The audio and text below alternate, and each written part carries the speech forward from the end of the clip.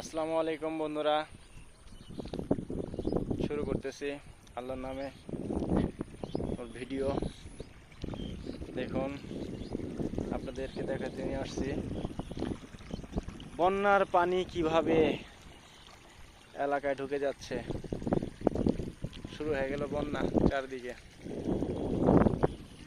এই দেখতেছেন, এগুলো ধান ক্ষেত, এগুলো সব বন্যার পানিতে ডুবে যাবে। এই যে অনেকেই মাছ ধরার জন্য জাল পাতছে।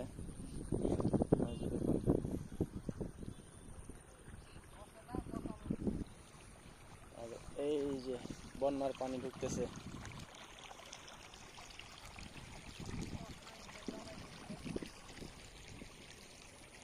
ওই দূরে হচ্ছে নদী, নদী ভরাট হয়ে পানি ঢুকতেছে সব। এই পুরাটা দেখবেন আর কয়দিন পরে পানিতে ঠাঁই পাবেন না, এরকম অবস্থা হয়ে যাবে পুরাটা। পানিতে শুধু চারিদিকে পানি আর পানি। নতুন পানি দেখতে আসলাম, আপনাদেরকে দেখাতে আসলাম।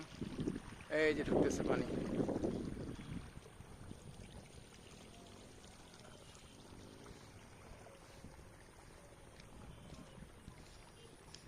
এই যে ওইটা দেখতেছেন, এটা এক ধরনের জাল। সব ধরনের ছোট বড় মাছ এবং সাপ পর্যন্ত আটকা পড়ে এই জালটায়। এই পুরাটা অঞ্চল পানি দিয়ে একবার ভরপুর হয়ে যাবে। ওইটা দেখছেন, এটা হচ্ছে রূপনগর, তার ওই পাশে সাভার।